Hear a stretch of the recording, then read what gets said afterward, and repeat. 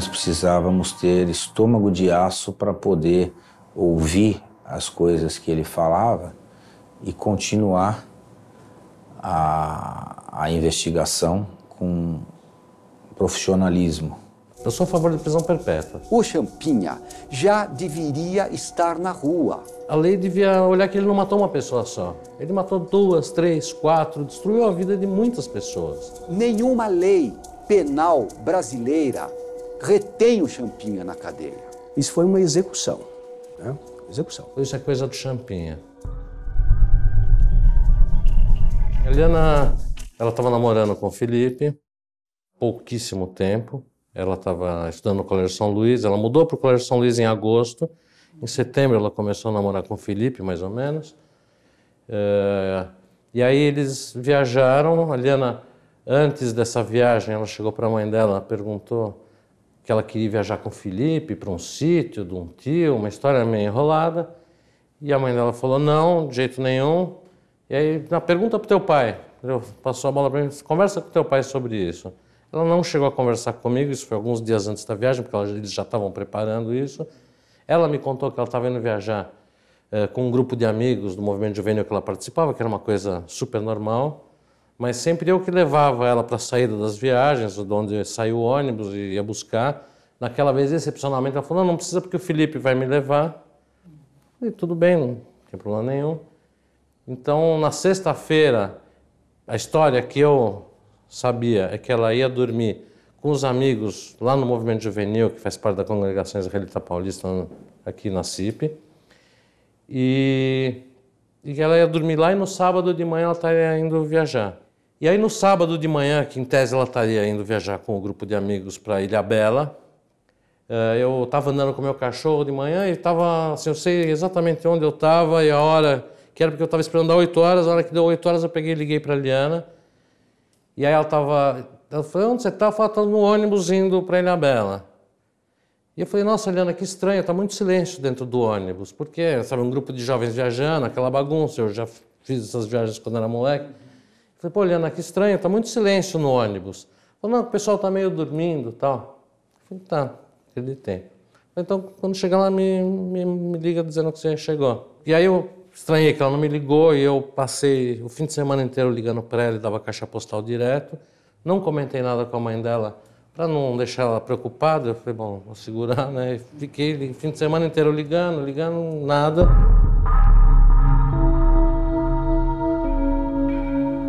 O que ocorreu é que, na noite de sexta-feira, acabou pernoitando aqui em São Paulo, no vão do MASP.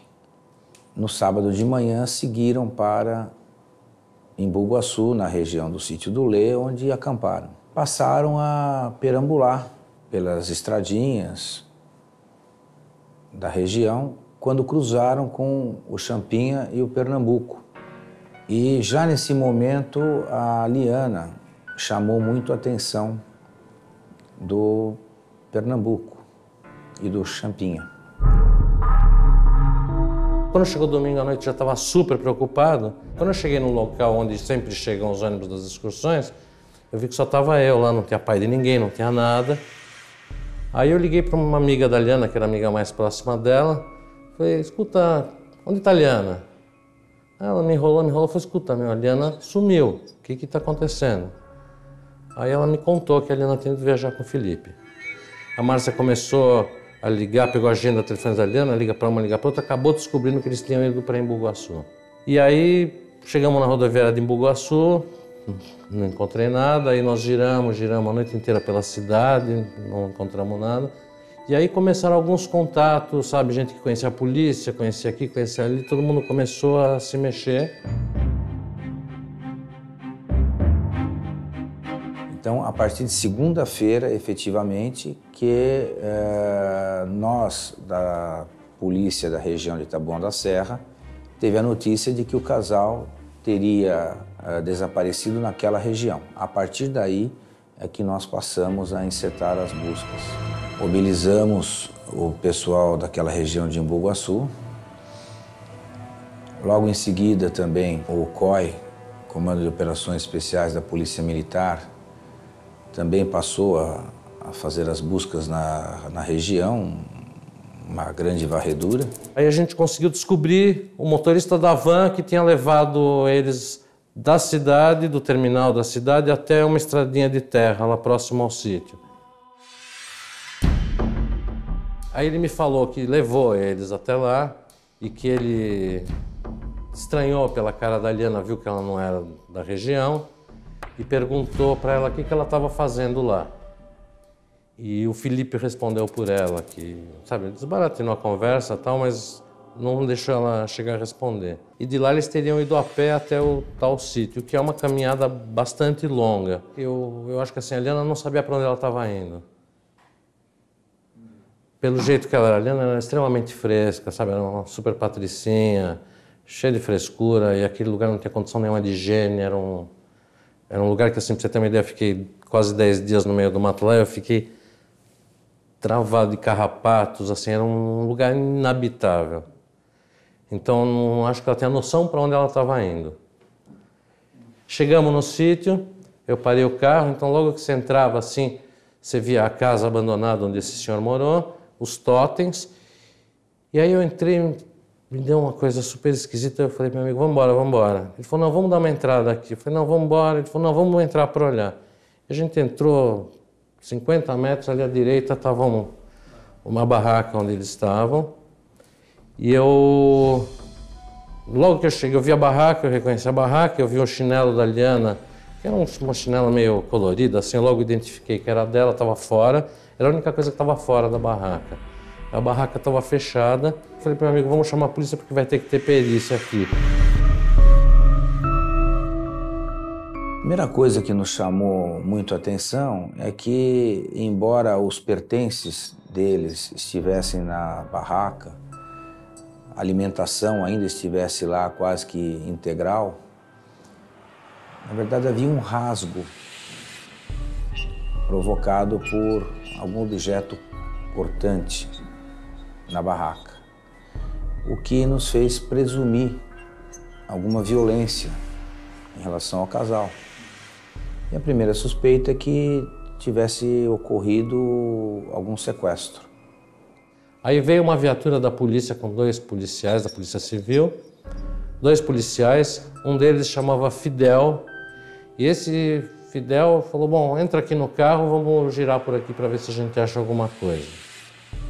Aí entramos no carro, eu e meu amigo, no banco de trás, era um Golzinho, daqueles modelos antigos, e foi a primeira vez que eu ouvi falar no nome do Champinha. O policial, esse Fidel, que era da região desde sempre, falou, isso é coisa do Champinha.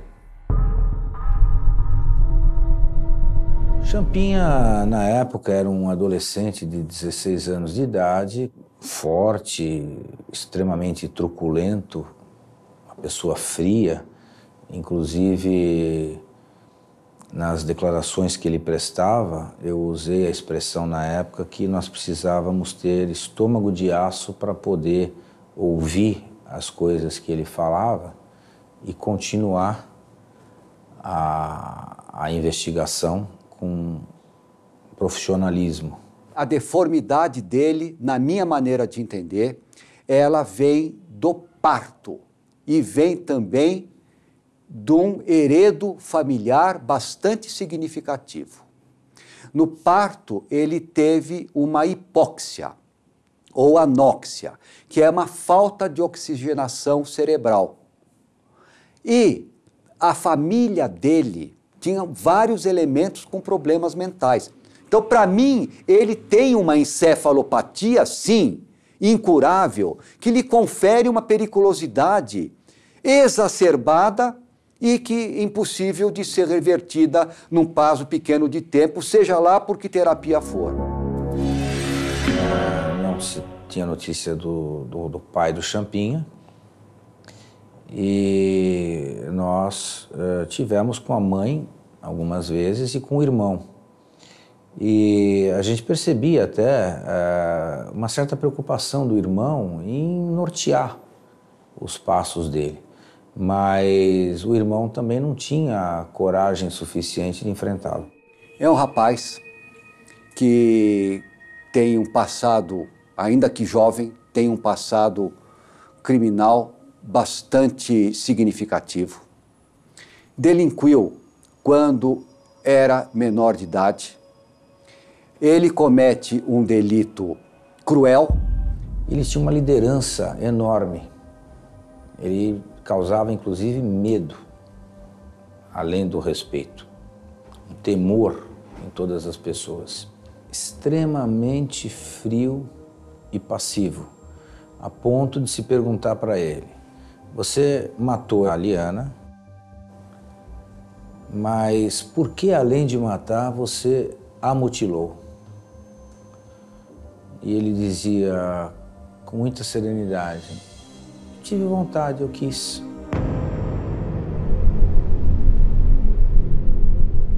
Pernambuco era um amigo do Champinha, que certamente também o admirava, e seguidor, seu seguidor. E todos eles não tinham, pelo que se verificou, uma ocupação lícita, uma atividade saudável. Quando eles não têm nenhum tipo de, digamos, de contrapartida social, policial, etc., eles acham que a impunidade é a lógica do... É a lógica para eles. Então eles fazem, claro que podem.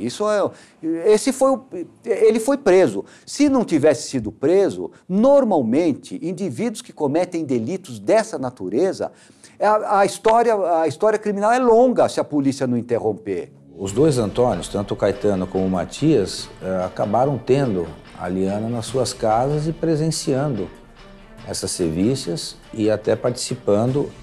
E o Aguinaldo Pires também era um companheiro deles ali da região e acabou também estando junto e participando de toda essa tragédia. Esses indivíduos que são limitados intelectualmente, limitados culturalmente, limitados de inteligência, eles agem conforme as coisas vão se desenrolando. Então apareceram as vítimas, oba, vamos nos aproveitar e vamos matar porque a polícia pode descobrir. Então não passa muito disso, não é um comportamento elaborado.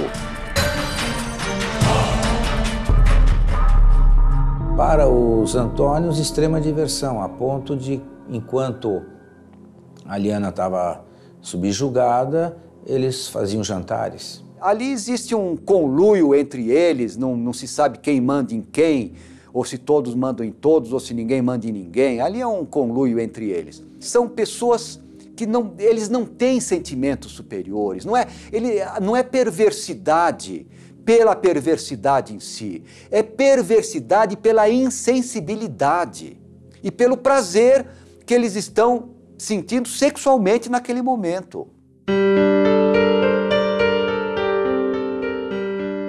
Liana Friedenbach era uma adolescente muito bonita, estudante, estava inclusive já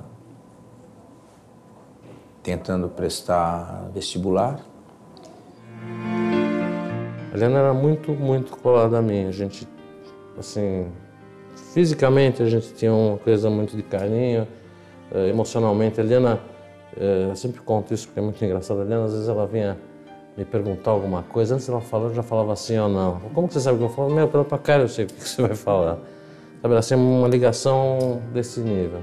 E aí eu indo buscar ela no São Luís, aí um dia eu estava esperando ela sair, aí vem o Felipe com ela até o carro, eles se despedem, aí eu perguntei para ela, teu namorado? Aí ela riu e falou, ainda não.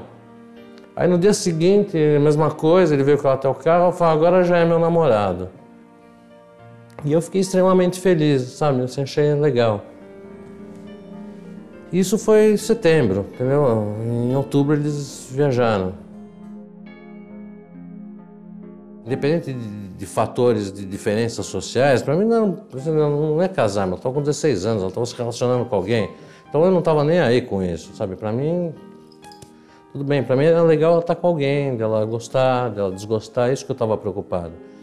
As notícias é de que a família teria tido notícias dessa amizade com pretensão de envolvimento e não teria provado muito isso, por isso que ela não contou a viagem com ele.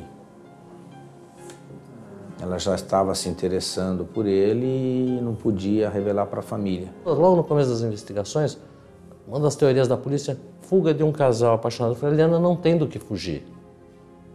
Eu falava, a Eliana não tem do que fugir, a Eliana não ia fugir de mim, cara. A gente dava super bem, ela não escondia as coisas, não escondia. Todo mundo tem os seus segredos. Mas sabe, a gente tem uma relação super legal, super aberta, entendeu? Ela não tinha medo de mim, não era apavorada. Sabe, não tem do que fugir, jamais iria fugir. Mas, puta, inventou uma puta de uma mentira, olha a bosta que deu.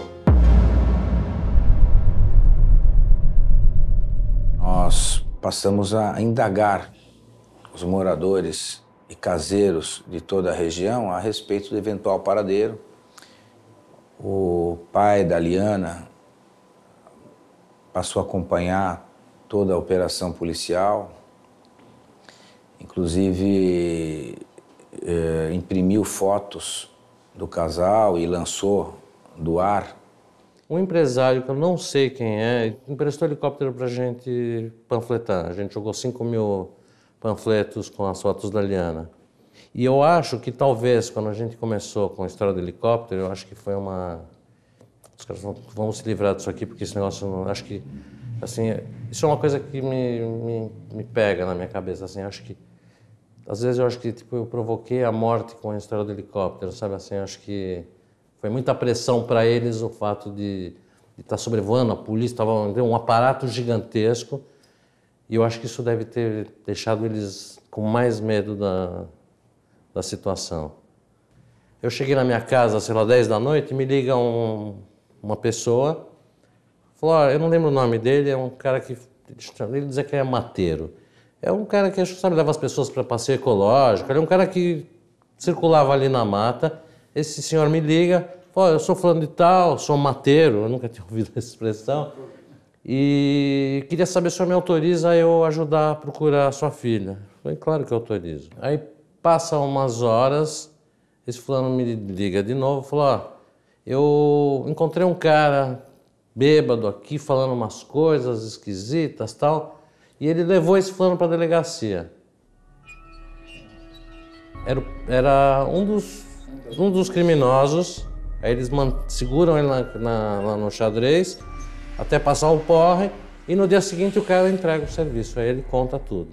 Então, ao encontrarmos o Champinha, ele, depois de entrevistado várias vezes e apresentar algumas contradições nas versões do que ele havia feito, onde tinha estado, por que se ausentou tanto tempo da casa, ele acabou por admitir que o casal tinha sido abordado por eles, que a intenção era realmente um resgate e que o Felipe havia sido executado pelo Pernambuco e que o Pernambuco ainda estaria na posse da Liana para pedir um eventual resgate.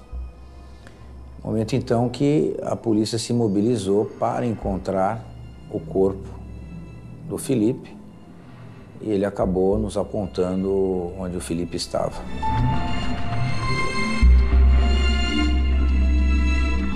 Dia 10 de manhã, o delegado me fala, achamos o corpo do Felipe e a Liana está viva. Num primeiro momento, quando o Champinha espontaneamente nos levou ao corpo do Felipe e garantia que ela ainda estava aos cuidados do Pernambuco, nós começamos a trabalhar nessa hipótese do resgate, da extorsão. Mas a partir do momento que nós começamos a fazer outras perguntas e a circunstanciar melhor o tempo que ele teve fora, por onde ele andou, com quem ele esteve, quais as pessoas que poderiam servir de testemunho, O Champinha não teve outra solução a não ser acabar admitindo tudo. E aí, eu estava na sala do delegado, e aí, em determinado momento, entra um amigo meu, me conta que a Helena estava morta. Quando eu caí, eu chorei.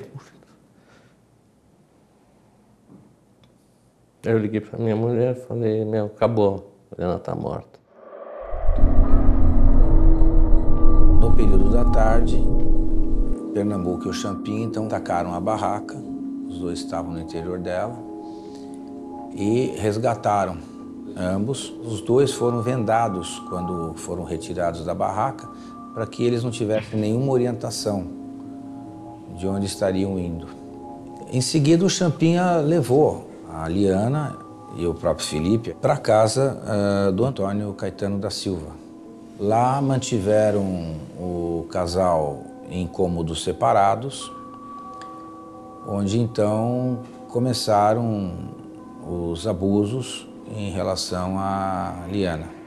O Felipe teria ouvido ou percebido toda a situação, mas ficou inerte. A Liana percebeu essa situação, teria percebido, segundo os relatos, e disse que era de uma família que tinha condições, mais abastada, induzindo o grupo a solicitar um resgate. Em seguida, eles acabaram conversando também no mesmo sentido com o Felipe, que, ao contrário, disse que era de uma família de parcos recursos.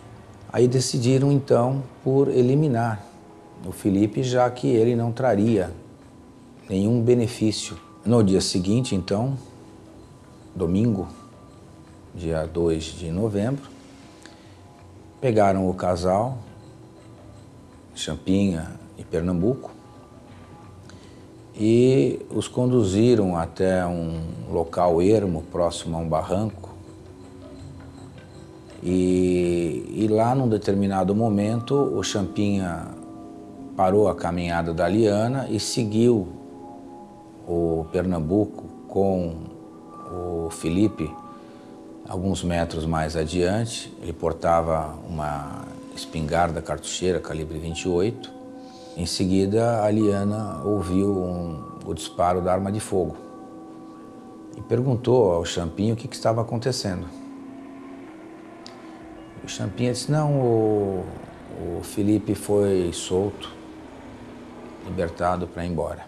Ele tinha, de lesões traumáticas, tinha um hematoma na região do olho esquerdo, do nariz, e na região da nuca. Me chamou a atenção assim, pelo tamanho do orifício. A gente está acostumado a ver projétil assim, de revólver, pistola, né, em torno aí de 10, 11, 12 milímetros. Era um orifício único, mas grande. Eles eram de um ferimento assim, com a arma encostada. Fazendo a dissecção então do crânio, e a abertura do crânio, verifiquei que não se tratava de revólver, viu, de uma bala única, e sim de projéteis múltiplos, baguinhos de chumbo. Era uma espingarda, viu? Ele foi vítima de um ferimento por arma de fogo, mas uma espingarda de caça. Isso foi uma execução, né? Execução.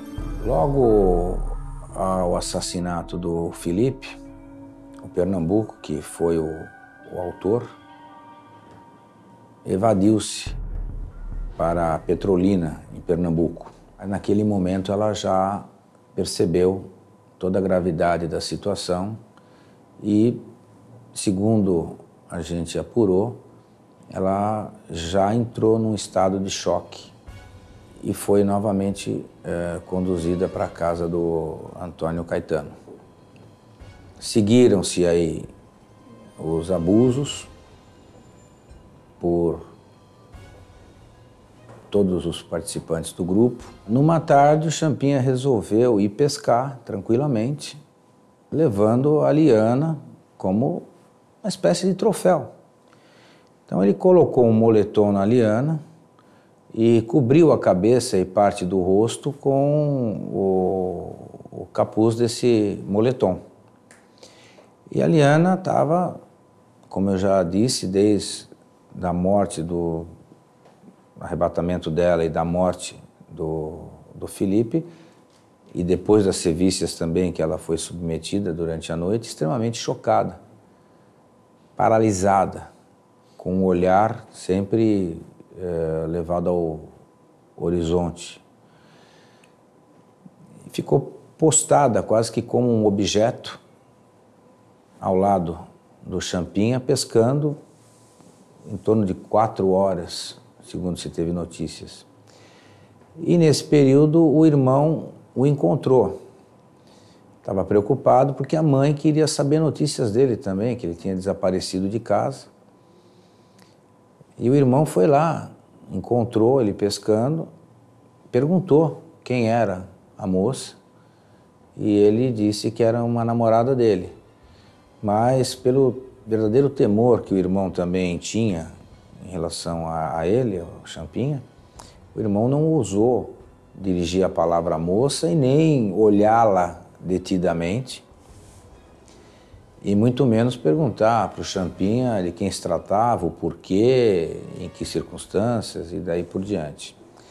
Fato é que a Liana certamente teve a percepção de que estavam à sua procura, de que havia já a notícia do desaparecimento dela, mas ela não teve forças para poder olhar para o irmão do Champinha e falar qualquer coisa que pudesse, quem sabe, ajudá-la ou favorecê-la naquele calvário. Eu acho que ela deve ter entrado no... Assim, acho que ela deve ter saído fora do corpo, sabe? Essa é a minha esperança até, sabe? Que ela realmente não tivesse ali. O Champinha, então, na madrugada do dia 5 de novembro, disse para Eliana que iria libertá-la e que a levaria até o ponto de ônibus mais próximo. Sozinho, armado de uma peixeira, ele saiu na madrugada pela mata com a Liana, e quando chegou próximo a um córrego, ele adentrou naquele lugar mais fechado, mais denso. O Champinha também desferiu um primeiro golpe de faca no pescoço da Liana, fez um corte bastante extenso, e assim que a Liana caiu ao chão, ele freneticamente golpeou-a mais com inúmeros golpes no braço, no peito, na cabeça, chegando inclusive a causar um traumatismo craniano. Tal a violência dos golpes que ele perpetrou. Da mesma forma como foi feito com o Felipe, o corpo ficou abandonado no local, de difícil acesso, junto à mata, e ele então foi para casa e antes, ou como era a madrugada, sem que a mãe percebesse ou os irmãos, ele trocou a roupa dele, embrulhou a faca, a arma do crime, nas suas vestes, amarrou isto com um arame e pendurou dentro de um poço que ficava nas imediações, escondendo também a faca. E a espingarda já havia sido escondida anteriormente. A partir do momento que a imprensa também nos ajudou muito a reverberar e a divulgar as fotos dos partícipes, e nós e o DHPP entrando em contato com as polícias dos estados onde ele estaria homiziado, como Pernambuco. Então, esses lugares foram mobilizados e a Polícia Rodoviária acabou abordando o o DHPP tinha notícias que ele estaria ainda em viagem, tanto que ele foi abordado na rodoviária ao desembarcar em Petrolina. Em 8 dias, nós iniciamos e concluímos esse inquérito com a prisão de todos os envolvidos e a custódia do Champinha. Eu sou a favor de prisão perpétua. Eu acho que o cara tem que pensar todos os dias da vida que ele viva.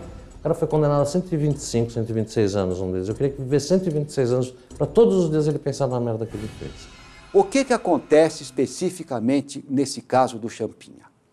O ECA, Estatuto da Criança e do Adolescente, prevê que o máximo de tratamento ou de longe da sociedade de um indivíduo que comete crime não tendo ainda atingido os 18 anos, o máximo que ele pode ficar é 3 anos longe da sociedade. Portanto, o Champinha já deveria estar na rua. Essa é a verdade. Nenhuma lei penal brasileira retém o Champinha na cadeia. O que aconteceu foi, com todo respeito, foi feito uma gambiarra jurídica, com todo respeito. Ele está longe da sociedade por um problema civil, por um problema de interdição. E o curador coloca ele internado longe da sociedade. Mas veja, o caso dele é criminal, é de direito penal, e ele está por direito civil. Então é uma gambiarra jurídica necessária, é claro, porque ele tem muita periculosidade. Eu acho que eu sempre fui extremamente lúcido, coerente, mas eu acho que assim, se eu estivesse frente a frente com eles, eu acho que eu ia ficar cego. Então eu nunca quis ter contato com eles, não quero jamais ver essas pessoas na frente, porque eu não sei, porque, assim, pode ser que eu fique morrendo de medo, pode ser que eu avance e mate alguém. Não sei qual seria a minha reação e não quero saber. Deixar ele longe da sociedade é para salvaguarda dele, porque senão ele morre ou mata. Então ele vai sofrer hostilidade do meio e vai reagir, vai matar ou vai morrer. Eu acho que quem perdoa é Deus, cara. Eu não perdoo. Assim, não vou matar ninguém, não está em mim, não sou assassino. Mas eu acho que assim, meu perdão, eu não conjugo esse verbo para essas coisas, eu acho imperdoável.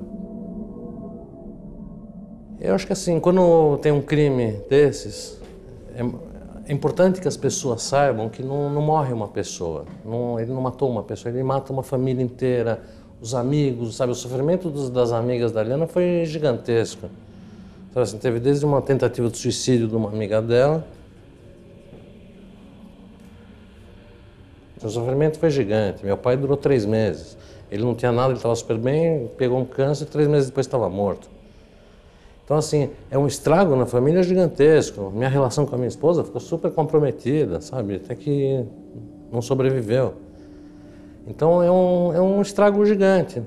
Sabe assim, eu acho, é absurdo legalmente falando, mas assim, a lei devia olhar que ele não matou uma pessoa só. Ele matou 2, 3, 4, destruiu a vida de muitas pessoas. Assim, devia ser uma condenação não por um crime, por vários crimes.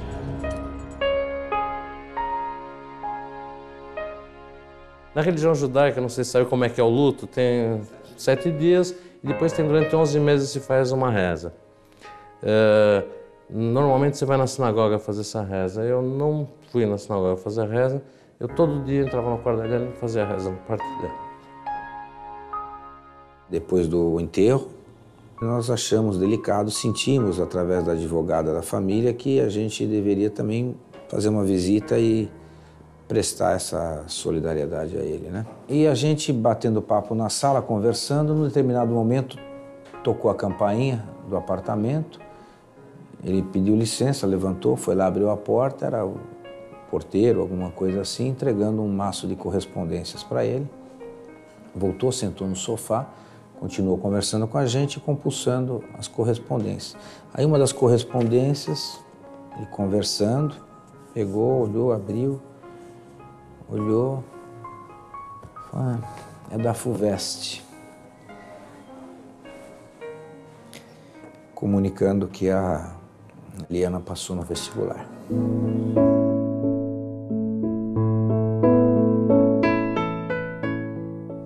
Quem seria a Liana hoje? Uma pergunta tão difícil. Eu acho que ela falava que ela queria fazer educação física, a Liana era super ligada com o corpo, entendeu? Ser magra, ela era uma puta neurótica.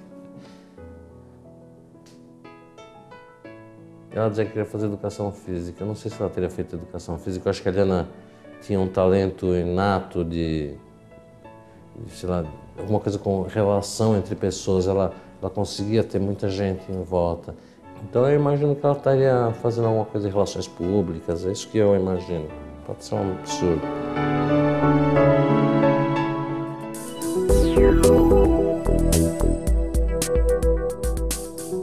Eu acho que o fato de se transformar numa causa, primeiro é tentar, sabe, eu tenho mais um filho, eu quero que ele viva num mundo melhor, tal. E tem um lado super terapêutico nisso. Sabe assim, o fato de eu estar aqui hoje podendo falar, pô, é sempre uma terapia, sabe? Então eu acho que tem um fator legal para mim e eu, enquanto isso, estou fazendo alguma coisa de boa para a sociedade. Eu acho que é uma oportunidade de a gente tentar transformar, uma frase que eu costumo usar muito, assim, é transformar o luto em luta.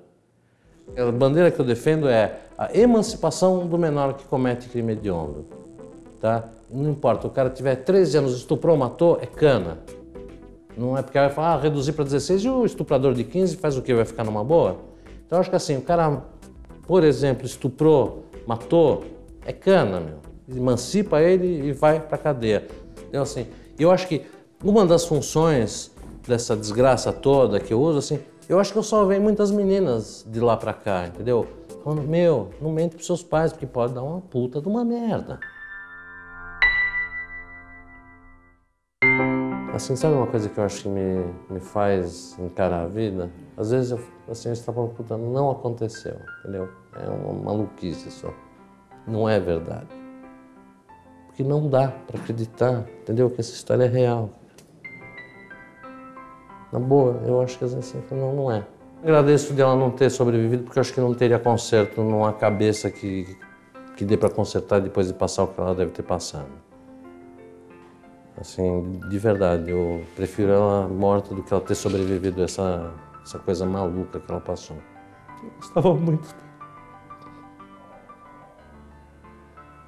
dela. A televisão, o lugar dela era do meu lado. Sabe assim, ninguém podia sentar ali, porque aqui era o lugar dela. Sim, eu sinto muita falta de abraçar ela, sabe assim, o cheiro dela.